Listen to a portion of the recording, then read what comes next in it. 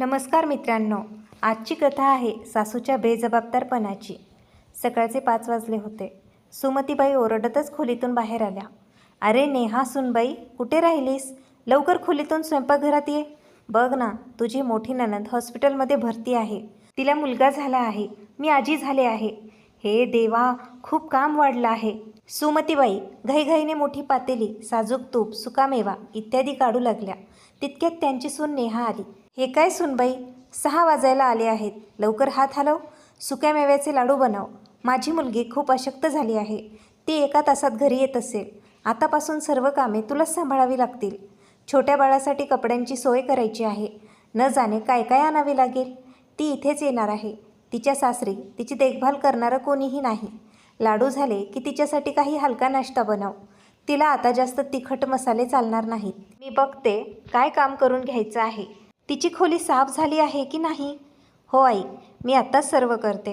हो, तू आधी लाडू बनवून घे आणि मग खोली साफ कर. त्यानंतर सर्वांसाठी नाश्ता बनव. असं म्हणत त्या आपल्या मुलीला घ्यायला हॉस्पिटलमध्ये पोचल्या. सुमतीबाईंच्या मोठ्या मुलीला, पूजाला बाळ काय झालं, त्यांनी तर आपल्या सुनेवर, नेहावर घराच्या कामाचा सगळा बोजा टाकून दिला आणि ती बिचारी मोलकरणीसारखी सासूची आज्ञा पाळत राहिली. सुनेला वाटायचे की हे तिचे कर्तव्य आहे. नंदेची देखभाल करणे, सासरची जबाबदारी निभावणे हे सुनेचे कर्तव्य असते. ती हसत खेळत सर्व कामं करत राहिली. काही काळातच नेहाची नणंद पूजा एका गोंडस मुलाला घेऊन घरी आली. सुमतीबाई आपल्या मुलीची आणि नातवाची दृष्ट काढू लागल्या आणि त्यांची धाकटी मुलगी साक्षी बाळाला मांडीवर घेऊन लगेचच म्हणाली, दीदी, बाळ किती गोंडस आहे. पूजा म्हणाली, वहिनी, माझी खोली व्यवस्थित साफ केली आहेस ना? हो दीदी, मी तुमच्या खोलीची डस्टिंगसुद्धा केली आहे, नेहाने हसत म्हटले. खोलीत शिरताच पूजाने नखरे दाखवायला सुरुवात केली. वहिनी, गरम पाणी दे. वहिनी, बाळाचे कपडे बदल. नेहा धावत पळत तिची सर्व कामं करू लागली. ओ नो, काय झालं बाळा?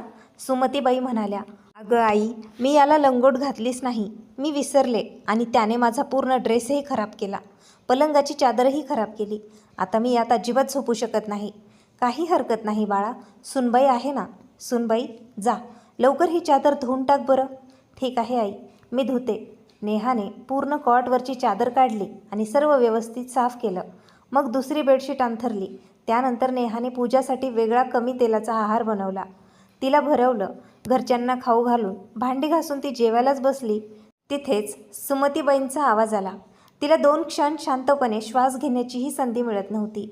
नेहाचा पती, समीक्षाचा भाऊ म्हणजेच समीर, तिची खूप काळजी करायचा, पण कुटुंबाप्रती असलेली कर्तव्यही तो चांगल्या प्रकारे जाणून होता. म्हणूनच नेहाला काम करण्यापासून कधीच तो अडवत नसे. समीरसुद्धा मामा बनल्यामुळे खूप आनंदी दिसत होता आणि आपल्या दिदीच्या बाळावर खूप प्रेम करायचा. त्यांच्या प्रत्येक लहान मोठ्या इच्छा पूर्ण करायचा. कधी नवीन खेळणी आणायचा तर कधी नवीन कपडे. सेवा करता करता 1 महिना उलटला. नेहा दिवसेंदिवस अशक्त होत चालली होती. कामाच्या दबावामुळे स्वतःच्या आरोग्याकडे लक्ष द्यायला तिला वेळच मिळत नसे. सासरची माणसंही तिच्याकडे काही लक्ष देत नव्हती. इकडे समीर ऑफिसच्या कामासाठी एका आठवड्यासाठी बाहेर गेला होता. पूजा म्हणाली, वहिनी, जरा माझ्या बाळाला सांभाळ, मला आराम करायचा आहे. असं म्हणून पूजा बाळाला नेहाच्या स्वाधीन करून स्वतः मोबाईलमध्ये चॅटिंग करण्यात मग्न झाली. नेहाचा पती समीर शहराबाहेर गेला होता. त्यामुळे रात्री उशिरापर्यंत पूजा नेहाला आपल्या खोलीतच बसवून ठेवायची. कारण बाळ रात्री जागं राहायचं, रडायचं आणि दिवसा झोपायचं. पूजाला बाळ सांभाळणं खूप जड जायचं. नेहा खूप भोळी होती. तिच्या सरळ स्वभावाचा फायदा घेऊन पूजा रोज तिला कोणत्या ना कोणत्या कारणाने रात्री आपल्याच खोलीत थांबवून ठेवायची. सकाळ झाली की नेहाला स्वयंपाकघर सांभाळावंच लागायचं. 3-4 रात्री जागल्यामुळे तिची प्रकृती बिघडली.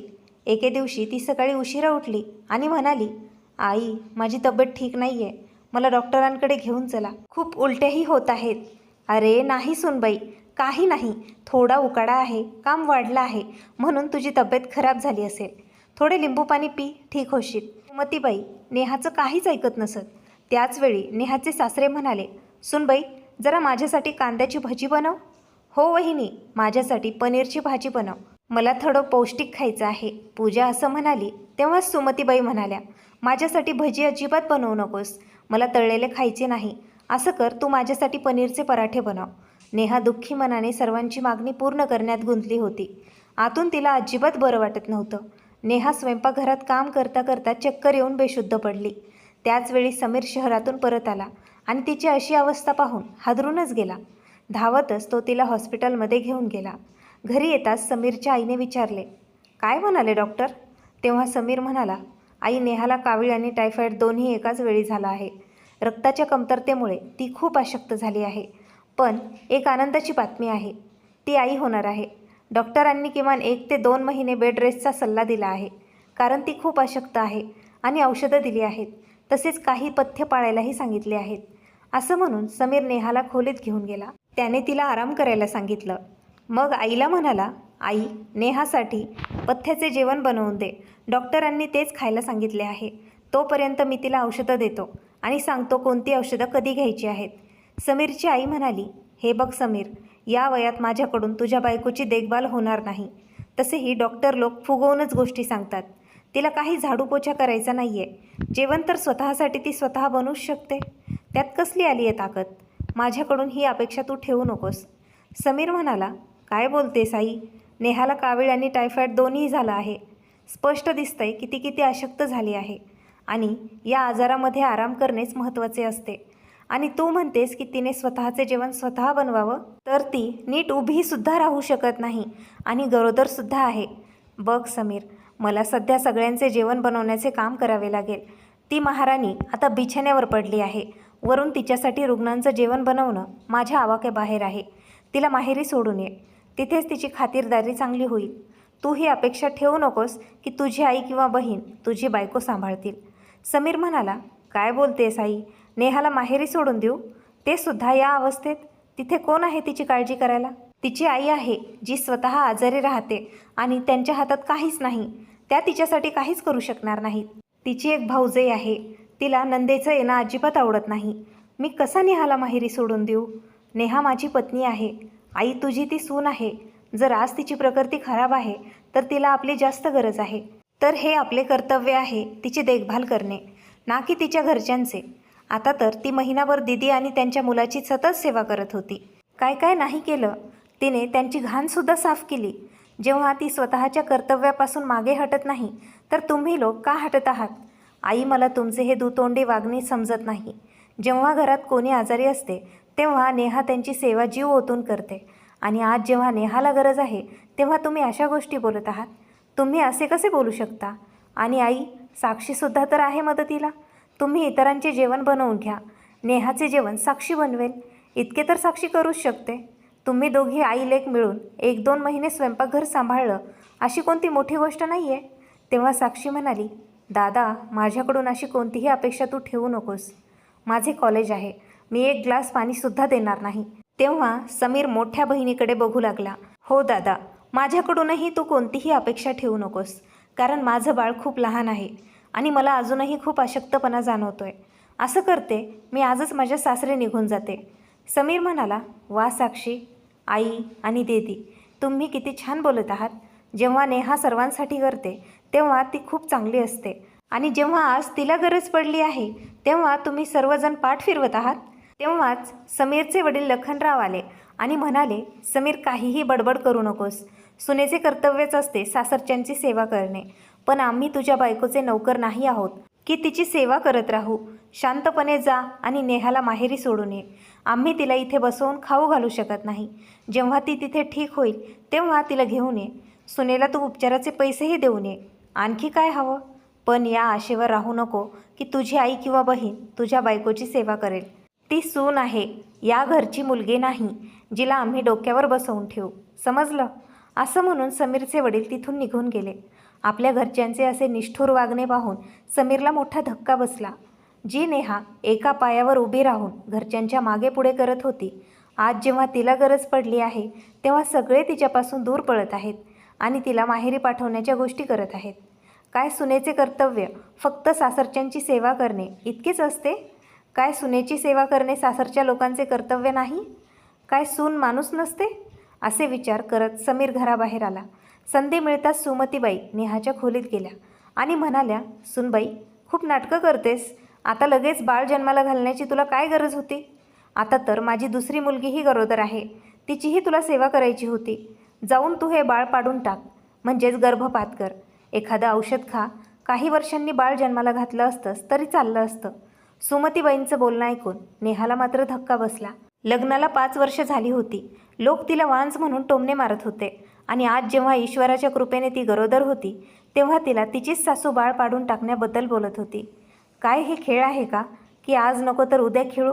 तिच्या डोळ्यात पाणी आलं. सासू किती स्वार्थी आहे, तिला मनात खूप राग येत होता. त्याचवेळी समीर खोलीत पोहोचला आणि टाळ्या वाजवतच म्हणाला, वा आई वाह, कोणत्या जन्माचा सूड काढत आहेस? आज जेव्हा सुनेच्या मांडीवर बाळ येणार आहे तेव्हा तुम्ही जल्लोष करण्याऐवजी दुःख साजरं करत आहात. तुम्हीच ती व्यक्ती आहात ना जी सर्वात जास्त नेहाला ती वांज असल्याचं टोमणं मारत होतात आणि ती बिचारी ऐकून गप्प बसायची.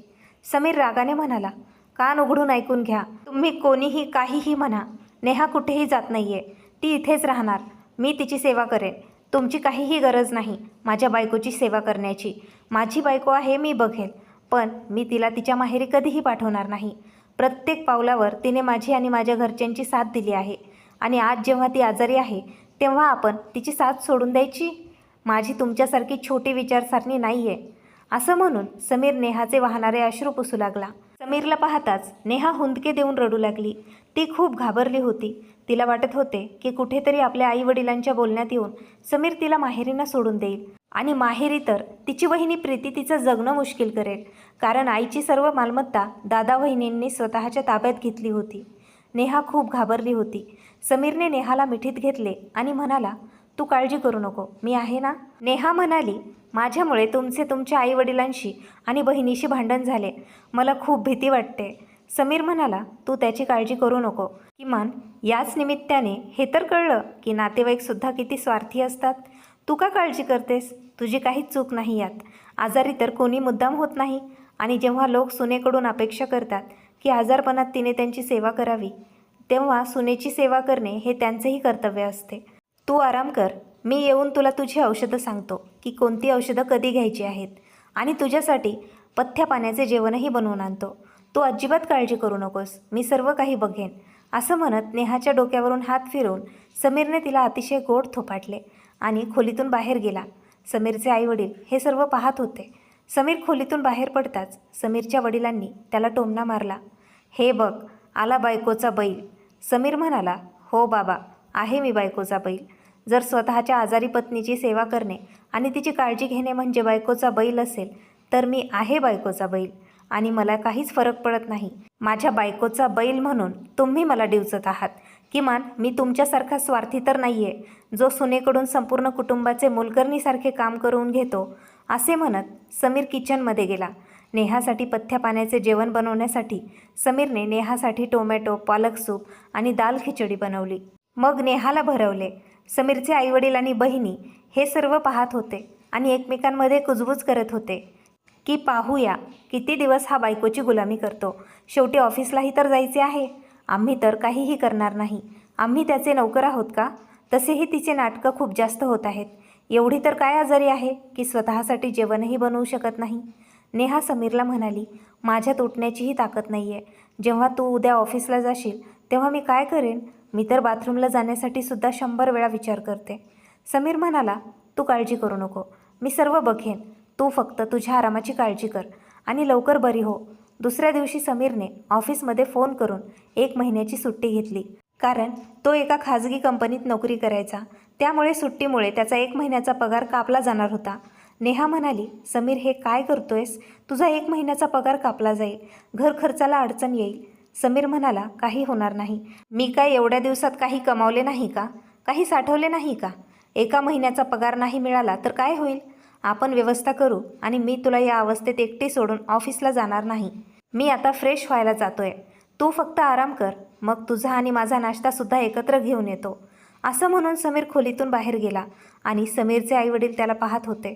समीर बाथरूममध्ये शिरताच नेहाची सासू, मोठी नणंद पूजा आणि धाकटी नणंद साक्षी सगळ्यांनी खोलीत गर्दी केली आणि तिला टोमणे मारू लागल्या.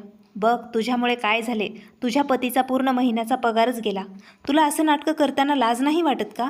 मान्य आहे की तू गरोदर आहेस. वहिनी, मी सुद्धा गरोदरपणात कधी असे नाटकं केले नाही आणि मी इथे तुमच्याकडे सेवा करून घ्यायला आले होते आणि तुम्ही खाटेलाच खिळून बसलात. पूजा म्हणाली, पण ही एवढीही आजारी नाही की स्वतःसाठी जेवण बनवू शकत नाही, जी अशा नाटकाने पतीला ऑफिसला जाऊ देत नाही. तो कमावणार नाही तर घर कसं चालेल? का त्याला तू बायकोचा बैल आणि तुझा गुलाम बनवून ठेवला आहेस? आणि न जाणे त्या काय काय नेहाला बोलू लागल्या. तेव्हाच तिच्या डोळ्यातून अश्रूंची धार वाहत होती. नेहाशी बोलता बोलता तिच्या सासूला, सासऱ्यांना आणि नंदांना हे लक्षातच आले नाही की समीर खोलीच्या आत आला आहे आणि त्यांचे सर्व बोलणे ऐकत आहे. हे सर्व ऐकून समीर खूप मोठ्या आवाजात ओरडला, हिम्मत कशी झाली माझ्या बायकोला हे सर्व बोलण्याची? ती माझी बायको आहे, तर तिची काळजी घेणे ही माझी जबाबदारी आहे. माझी जबाबदारी मी निभावणार. लाज वाटत नाही का तुम्हाला अशा गोष्टी करताना? बाबा, जरा विचार करून बघा. जर आई आजारी असती तर काय तिची तुम्ही साथ सोडली असती का? आणि दीदी, तुम्ही तर स्वतः सेवा करून घेण्यासाठी नेहाकडे आले होतात. 1 महिना तर तिने तुमची खूप सेवा केली आहे ना, आणि तुम्ही 2 दिवससुद्धा तिची करायला मागे हटलात. हे बघ समीर, ती सासरवाशीण आहे, तू तिच्याशी वाद घालू नकोस. समीरच्या बोलण्याचा त्यांच्या घरच्यांवर काहीच परिणाम झाला नाही. ते शांतपणे खोलीतून बाहेर निघून गेले. समीरला सुद्धा समजले होते की त्यांचे घरातील लोक मर्यादेपेक्षा जास्त स्वार्थी आहेत आणि त्यांना काहीही समजावणं सोपं नाही आहे. समीरने नेहाला सांगितलं, ज्याला जेवढं भुंकायचं आहे तेवढं भुंकू दे. मी तुझ्यासोबत आहे आणि नेहमी राहीन. तू फक्त आराम कर, स्वतःची आणि बाळाची काळजी घे. समीर जेव्हा खोलीतून बाहेर आला तेव्हा त्याची आई बडबडतच होती, बघा, आता सून असतानाही मला या वयात जेवण बनवावं लागेल. काय कलियुग आला आहे की मुलगा सून आराम करतात आणि आई वडील स्वतः जेवण तयार करून त्यांना खाऊ घालतात. समीरनेही पलटून उत्तर दिले, हो आई, काही गरज नाही तुम्हाला तुमच्या मुलासाठी, सुनेसाठी काही म्हणण्याची. तसेही नेहाचे जेवण तर मीच बनवत आहे, स्वतःचंही बनवेन. तुम्ही लोक तुमचं बघा, माझी चिंता करण्याची काही गरज नाही. समीरची आई आश्चर्याने पाहू लागली, पण समीरने त्याकडे लक्ष दिले नाही. त्याने स्वतःचा आणि नेहाचा नाश्ता बनवायला सुरुवात केली आणि तो घेऊन खोलीत गेला. समीरच्या आईने जाऊन सर्व काही समीरच्या वडिलांना आणि बहिणींना सांगितले. त्या लोकांनी म्हटले, पाहूया हे सर्व नाटक किती दिवस चालते. 1-2 दिवसात स्वतःच त्रास होऊन जाईल. नाश्ता केल्यानंतर नेहाला औषध देऊन झोपवलं. असंच 1-2 महिने निघून गेले आणि नेहाने पुन्हा किचनमध्ये काम करायला सुरुवात केली. सर्वांसाठी जेवण बनवायला सुरुवात केली. समीर ऑफिसमध्ये कामात जास्त व्यस्त असायचा. बाळही ठीकठाक होतं. नेहा 2 महिन्यांची गरोदर होती. समीरच्या देखरेखीखाली आई आणि मुलांच्या आरोग्यात सुधारणा झाली होती. आता ती पूर्वीपेक्षा जास्त चपळ झाली होती. घराची सूत्र पुन्हा तिच्या हातात आली होती. तिची धाकटी नणंद साक्षीचे लग्न ठरले आणि 3 महिन्यानंतर तिचे लग्न होते. सुमतीबाईंनी लग्नाची सर्व जबाबदारी अशा अवस्थेतही नेहाच्या खांद्यावर सोपवली होती. त्या स्वतः आई लेक शॉपिंगला निघून जायच्या आणि तिथून परतल्या की त्यांना नेहाने बनवलेलं जेवण खायला मिळायचं. मग एके दिवशी रात्री, मुली, तू का रडतेस? सुमतीबाईंनी आपल्या मधल्या मुलीला प्रीतीला फोनवरती विचारले. आई, माझी सासू आजारी आहे आणि माझा 8वा महिना चालू आहे. काही हरकत नाही मुली, तू काळजी करू नकोस, आपल्या घरी ये. इथे सर्व काही ठीक आहे. तुझी वहिनी पण ठीक आहे, ती करेल तुझी सेवा. एवढा का विचार करतेस? मग काय होतं, मधली मुलगी प्रीतीसुद्धा माहेरी दाखल झाली. आता नेहावर जबाबदाऱ्या खूप वाढल्या. एकतर ती स्वतः गरोदर होती, वरून नंदेची सेवा करणे, त्यांच्या मागण्या पूर्ण करणे, वेळोवेळी सूप बनवणे, ज्यूस बनवणे. पुन्हा तिची तब्येत खराब होऊ लागली. सासू आणि साक्षी तर कामात तिला हातभारसुद्धा लावत नव्हत्या. नेहाला चक्कर यायची, उलट्या व्हायच्या, पण सुमतीबाई तिच्याकडे लक्षच देत नव्हत्या. त्यांना शॉपिंगमधूनच फुरसत मिळत नव्हती. समीरपासून तिचा चेहऱ्यावरचा उदासपणा लपला नाही. तो सकाळीच कुठेतरी निघून गेला आणि मग संध्याकाळी समीर परत आला आणि नेहाला तो म्हणाला, थोडा त्रास होईल, पण आपल्याला दुसऱ्या घरात शिफ्ट व्हायचं आहे. नेहा म्हणाली, काय काय बोलत आहात समीर? समीर म्हणाला, काय फायदा अशा घरात राहण्याचा जिथे तुझ्या साधेपणाचा, भोळेपणाचा वारंवार गैरफायदा घेतला जात आहे. फक्त तुझ्याकडून कामं करून घेतली जात आहेत. तू तर तुझं कर्तव्य चोख बजावलं आहेस. काय फायदा अशी नाती निभावण्याचा? आपण आजच भाड्याच्या घरात शिफ्ट होत आहोत आणि आता तुझी तब्येत पुन्हा बिघडत आहे. मला वाटतं या सर्व गोष्टीमुळे आपल्या बाळाला काहीही होऊ नये. चल, आपल्याला लवकर तिथे शिफ्ट व्हायचं आहे. नेहा म्हणाली, हे तुम्ही काय बोलत आहात? आपण आपलं घर कसं सोडून जाऊ शकतो? समीर म्हणाला, मी जसं सांगतोय तसं कर. तिथे काहीही अडचण येणार नाही. एकदा तर मी सर्वांना माफ केलं होतं, पण आता नाही. कोणतं घर? ते घर ज्याने तुला कधी आपलं मानलंच नाही. जेव्हा तुला गरज होती तेव्हा सगळ्यांनी तुझी साथ सोडली होती. तू त्याला तुझं घर म्हणतेस? या घरातील लोकांनी तुला कधीच आपलं मानलं नाही. त्यांच्या मते सून म्हणजे एक अशी मशीन असते जी न थांबता चालत राहते. सर्व कर्तव्य फक्त सुनेचीच असतात. समीरचे आईवडील आणि बहिणी बाहेर उभे राहून त्यांचे हे सर्व बोलणे ऐकत होते.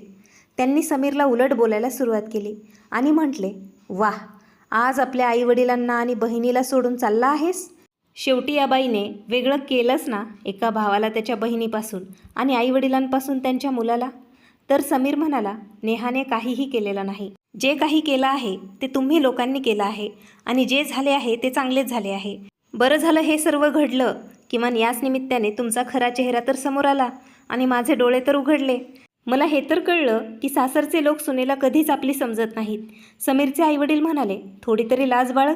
2 महिन्यांनंतर तुझ्या बहिणीचं लग्न आहे आणि तू आता हे घर सोडून चालला आहेस तुझ्या बायकोला घेऊन. बहिणीचं लग्न कोण करणार आणि सर्व तयारी कोण करणार? तुझ्या पत्नीची अशी कोणतीही जबाबदारी नाही का तिने नंदेच्या लग्नाची तयारी करावी? तुला आणि तुझ्या पत्नीला जराही लाज वाटत नाही का अशा प्रकारे घर सोडून आणि आपल्या सर्व जबाबदाऱ्यातून पळ काढताना पाहून? तेव्हा समीर म्हणाला, अच्छा, आता ती या घरची सून बनली आहे आणि जेव्हा तिला गरज होती तेव्हा तुम्ही तिला तिच्या माहेरी सोडून या असं म्हणत होतात. वा आई वा, काय तुमचे नियम आहेत. जेव्हा स्वतःचं काम असतं तेव्हा ती घरची सून असते आणि जेव्हा सुनेला गरज असते तेव्हा ती परकी स्त्री. खूप छान आई, काय उत्तम विचार मांडले आहेत तुम्ही. कान उघडून ऐकून घ्या आई. नेहा आता तुमच्या मुलींच्या बाळंतपणाचा ठेका घेणार नाही. आज तुम्ही लोकांनी माझे डोळे उघडले आहेत. नेहाला तुम्ही लोक आजपर्यंत आपलं मानूच शकले नाहीत आणि कधी मानणारही नाहीत, हे मला खूप चांगल्या प्रकारे ठाऊक आहे. मग नेहाने काय या घराची जबाबदारी उचलावी? ती माझी पत्नी आहे. ती फक्त माझ्या कुटुंबाची आणि माझ्या स्वतःच्या कुटुंबाची जबाबदारी उचलेल, माझ्या होणाऱ्या बाळाची जबाबदारी उचलेल. पण माझ्या आईवडिलांची आणि तिन्ही बहिणींची जबाबदारी मी सुद्धा घेणार नाही, कारण त्या तुमच्या मुली आहेत. तुम्ही बघा त्यांचं. जेव्हा त्या त्यांच्या वहिनीच्या गरजेशी संबंधित वेळी जेवणही बनवू शकत नाहीत, हे म्हणून की माझ्याकडून अपेक्षा ठेवू नको, तर मग त्या माझ्याकडून तुम्ही अपेक्षा कशा काय करू शकतात?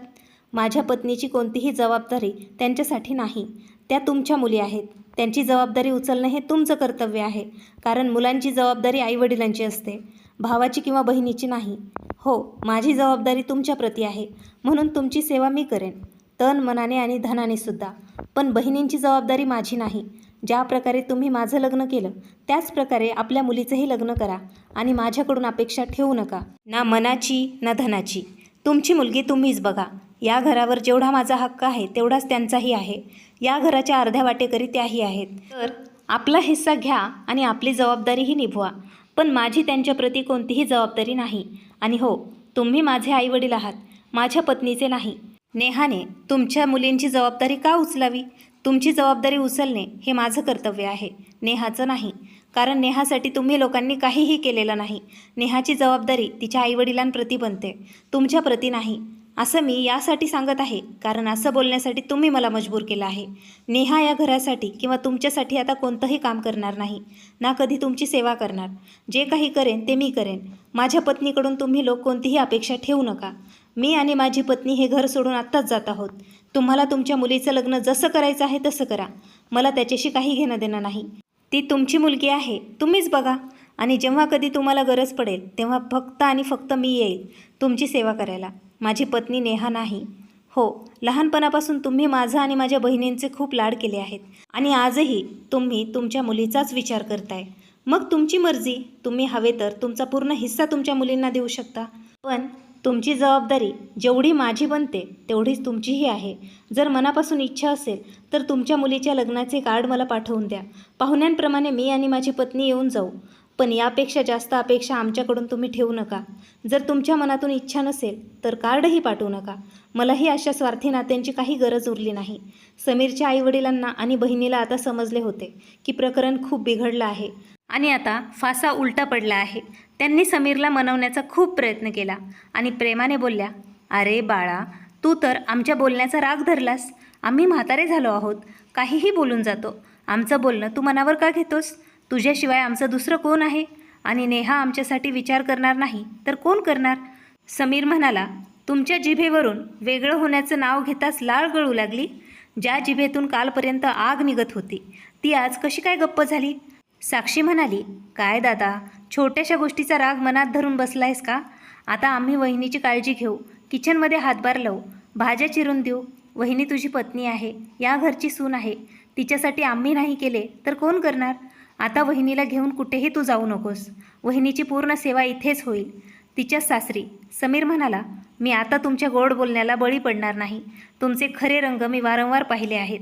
आणि आता मला जे बोलायचे होते ते मी बोलून झालं आहे. जबाबदारी माझी आहे तर मी ती पूर्ण करेन. गरज पडली तर मी आईबाबांच्या पाठीशी उभा राहीन. त्याने हात जोडत म्हटले, आई, जगातील एक खूप मोठी सत्यता ही आहे की प्रत्येक घरात सासूची सेवा फक्त आणि फक्त सुनाच करतात. मुलगा तर बहुतेक वेळ घराच्या बाहेर असतो, पण त्या सुनेला कधीही सासरी सन्मान मिळत नाही. आयुष्यभर तिला हेच ऐकावं लागतं की सून दुसऱ्या घरून आली आहे, या घरची सदस्य नाही. पण हो, जबाबदाऱ्या मात्र तिच्या डोक्यावर पूर्ण लादल्या जातात. आई, तुम्ही लोकांचे मला अडवण्याचे कारण हे नाही की मी तुमचा मुलगा आहे आणि तुम्हाला माझ्यावर खूप प्रेम आहे, तर हे कारण आहे की तुमची सून नेहा हे घर सोडून जाईल तर हे घर कोण सांभाळेल, तुमची सेवा कोण करेल? फक्त या कारणामुळे तुम्ही लोक मला अडवत आहात, बरोबर ना? पण आई, आता माझा निर्णय बदलणार नाही. खूप विचार करून मी हा निर्णय घेतला आहे. आई, नेहाला सुद्धा आता तोच सन्मान मिळेल ज्याची ती हकदार आहे. बस आई, देवाला इतकीच प्रार्थना कर की तुझ्या मुलीला असं सासर मिळू नये की उद्या जर तिची तब्येत खराब झाली तर तिचे सासू सासरे आणि पती असं म्हणतील की हिला जाऊन तिच्या माहेरी सोडून या. एकदा विचार करून बघ आई, किती त्रास होत असेल जेव्हा सासू सासरे अशा गोष्टी त्या सुनेबद्दल बोलतात, जी सून स्वतःच्या सासू सासऱ्यांच्या प्रत्येक कष्टाच्या वेळी त्यांच्या पाठीशी उभी राहते. देवाला प्रार्थना कर आई की तुझ्या मुलीसोबत असे काहीही होऊ नये. आणि हो, मला खूप चांगल्या प्रकारे ठाऊक आहे की जर तुम्ही लोक आज मला मनात वाटेल ते बोलत असाल तरी मनातल्या मनात हा विचार करत असाल की साक्षीचा पतीसुद्धा माझ्यासारखाच असावा, जो आपल्या पत्नीची काळजी घेणारा असेल. हे म्हणून समीर नेहाला घेऊन तिथून निघून गेला. मित्रांनो, या कथेतून आपल्याला हे शिकायला मिळतं की घरातील सून आजारी असेल तर तिला माहेरी न पाठवता सासरीच तिची सेवा करावी. मित्रांनो, जर तुम्हाला या कथेतील बोध आवडला असेल, माझ्या आवाजातील ही सुंदर कथा तुम्हाला खूप आवडली असेल तर व्हिडिओला लाईक करा, चॅनलला सबस्क्राईब करा आणि बेल आयकॉन दाबायला विसरू नका. या व्हिडिओबद्दल एक सुंदर कमेंट करा. कमेंट सेक्शनच्या बाजूला हाईप बटन आहे, जास्तीत जास्त या व्हिडिओला हाईप द्या. जर तुम्हाला ही माझी मेहनत आवडली असेल तर तुम्ही मला सुपर चॅटही करू शकता.